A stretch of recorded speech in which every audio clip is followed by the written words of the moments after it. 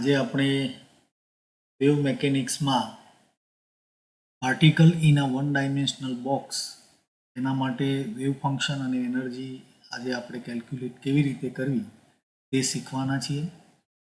કહેતા કે એક પરિમાણીય પેટીમાં રહેલ કણ માટે તરંગ ફલન અને શક્તિ કેવી રીતે ગણવી તેનો અભ્યાસ આપણે આજે કરીશું. મિત્રો, સૌપ્રથમ એક પરિમાણીય પેટી માટે કેટલીક પૂર્વધારણાઓ આપણે જોઈ લઈએ. તો જેની અંદર એક પરિમાણીય પેટી એટલે માત્ર એક જ પરિમાણ હોય, જેના માટે આપણે અહીંયા એક પરિમાણ તરીકે પેટીની લંબાઈ માત્ર એ જેટલી આપણે અહીંયા લીધેલી છે, જેમાં એક્સ ઇઝ ઇક્વલ ટુ 0 થી x is equal to A any wall એટલે કે દિવાલો રહેશે. આ પેટીની જે દિવાલો છે એ અનંત ઊંચાઈની પેટીની દિવાલો છે, જેથી કરીને આપણું જે કણ છે, જે પાર્ટિકલ આપણે પેટીની અંદર સ્વીકાર્યો છે, એ પેટીની બહાર જઈ શકતો નથી. એમાં એમ દ્રવ્યમાન ધરાવતું કણ આપણી પેટીની લંબાઈ એ એમાં અનંત ઊંચાઈ ધરાવતી દિવાલોમાં આ કણ હોવાથી તે કણની પેટીની બહારની સંભાવના Sai square is equal two આપણે 0 લઈએ છીએ, જ્યારે પેટીની અંદરની બાજુ કણ હોવાની સંભાવના આપણે મહત્તમ લઈએ છીએ, એટલે કે પેટીની અંદર Sai square is equal to 1 થશે. બીજી ધારણામાં આપણે જોઈએ તો આપણો જે પાર્ટિકલ છે, આપણે માત્ર એક જ દિશામાં, પેટી એક જ પરિમાણ હોવાથી એક જ દિશામાં સતત ગતિમાન છે, એટલે કે એક્સ દિશામાં આપણો કણ સતત ગતિમાન છે, જેથી કરીને પેટીની અંદરની બાજુ કણની પોટેન્શિયલ એનર્જી કહેતા કે સ્થિતિ શક્તિ એ 0 થશે, જ્યારે પેટીની બહાર પોટેન્શિયલ એનર્જી અનંત થશે. જ્યારે આપણો કણ છે એ કણ એક્સ દિશાની અંદર સતત ગતિમાન હોવાથી એક્સ ઇઝ ઇક્વલ ટુ 0 આગળ જે દિવાલ છે ત્યાં પણ અથડામણ અનુભવશે, અને એક્સ બરાબર એની આગળ જ્યાં પણ દિવાલ એટલે કે પેટીની બંને દિવાલો ઉપર કણનું અથડામણ થાય છે, અને આ અથડામણ થવાથી શક્તિમાં ઘટાડો થતો હોય છે, પરંતુ આપણે અહીંયા એને સરળતાથી સમજાવવા માટે પેટીની બંને દિવાલો ઉપર જ્યારે કણ અથડાય ત્યારે પણ આપણી એનર્જી એટલે કે કણની એનર્જી અચળ આપણે સ્વીકારીએ છીએ, એટલે કણની એનર્જી અચળ રહેશે. તો આવી રીતે મિત્રો આપણે પેટીની દિવાલો અને પેટીની અંદર રહેલા કણ બંનેની સ્થિતિ આપણે જાણી ત્યાર પછી એના માટે આપણે સૌ પ્રથમ વેવ ફંક્શન પ્રાપ્ત કરીશું. તો આપણું જે કણ છે એ એક્સ દિશામાં ગતિમાન છે.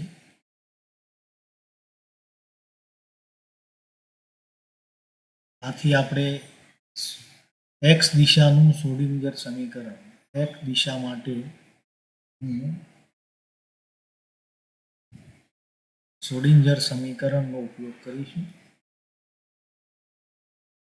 જેને આપણે લખી શકીએ del square psi upon del x square plus 8 pi square m upon h square E minus V into psi is equal to 0.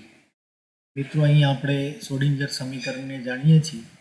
અહીંયા વી એ પોટેન્શિયલ એનર્જી છે, અને અગાઉ પણ આપણે જોયું કે પેટીની અંદર potential energy V is equal to 0 હોવાથી આ કિંમત આપણે આ સમીકરણમાં મૂકીએ તો del square psi upon del s square plus 8 pi square એમ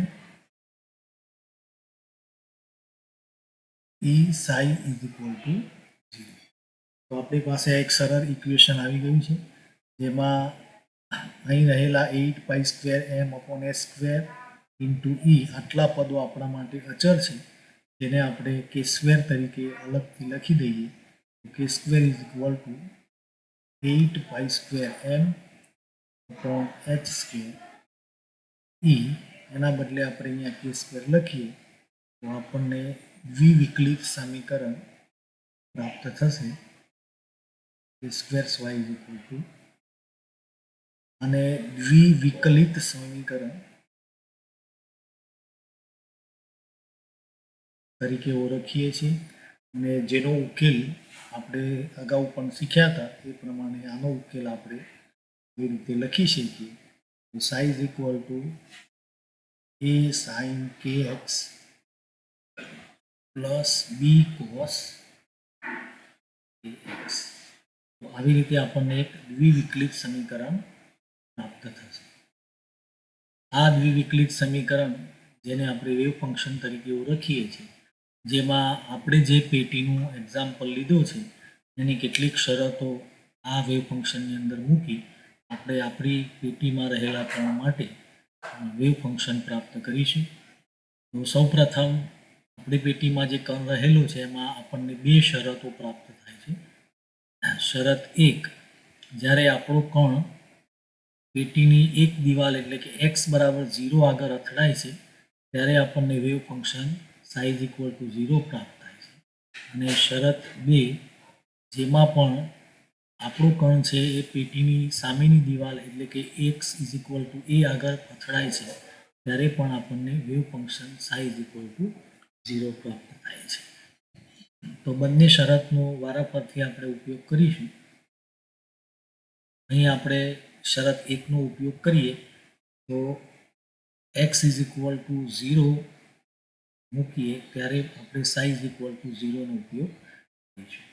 તો ફર્સ્ટ ઇક્વેશનમાં આપણે સાઈનની કિંમત 0, એ સાઇન એ 0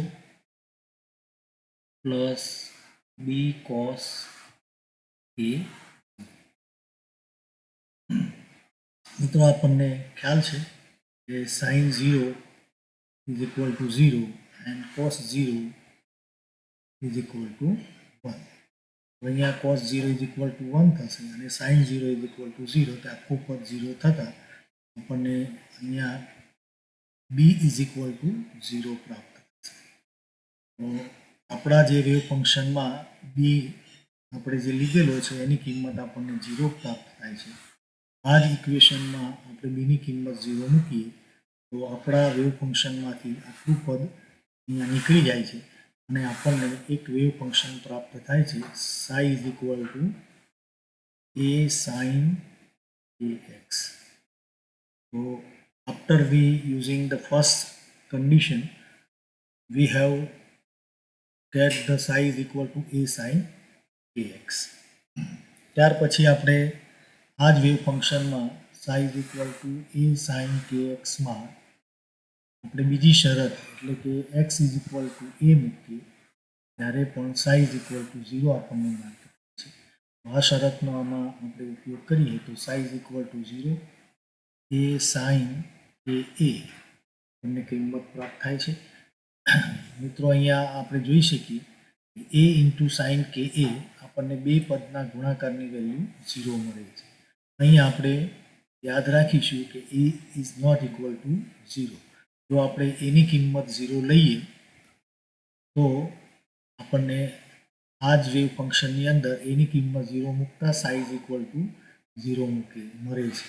કહેતા કે Sai square is equal to 0 મળે છે. જે એવું દર્શાવે છે કે પેટીમાં કણ રહેલો નથી, માટે આપણે એની કિંમત 0 ન લઈ શકીએ.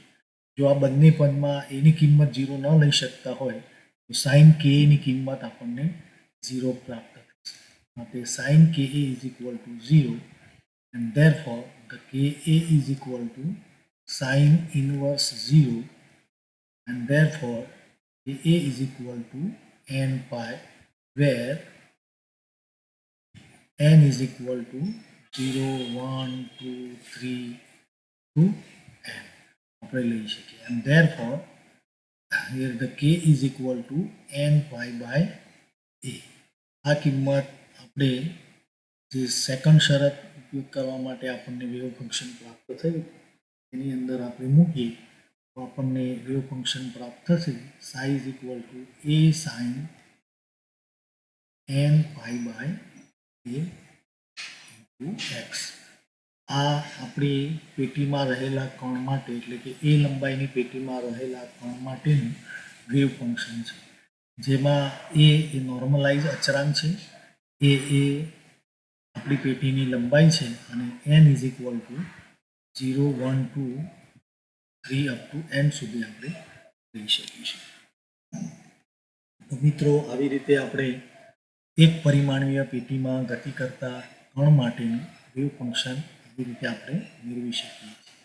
ત્યારબાદ આપણે પેટીમાં રહેલા કણ માટેની કુલ શક્તિ આપણે કુલ શક્તિ E મેળવવા માટે અગાઉ આપણે જોયું એમ આપણી પાસે બે ઇક્વેશન આપણને અગાઉ લખેલા છે, જેમાં અહીંયા આપણે જોઈ શકીએ છીએ કે k² is equal to 8π² m s² into E.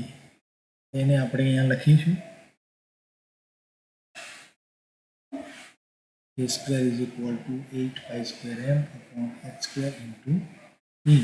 અને સેકન્ડ ઇક્વેશન આપણે જે અહીંયા એની વેલ્યુ આપણને પ્રાપ્ત થઈ k is equal to n π/a, એ આપણે અહીંયા લખીશું k is equal to n π/a.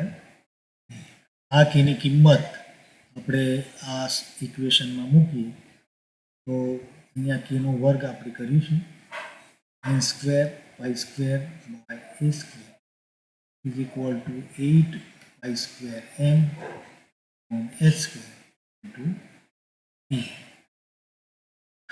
π² અહીંયાથી આપણે લઈ લઈશું અને ત્યારબાદ એની કિંમત આપણે ગણીશું n² a²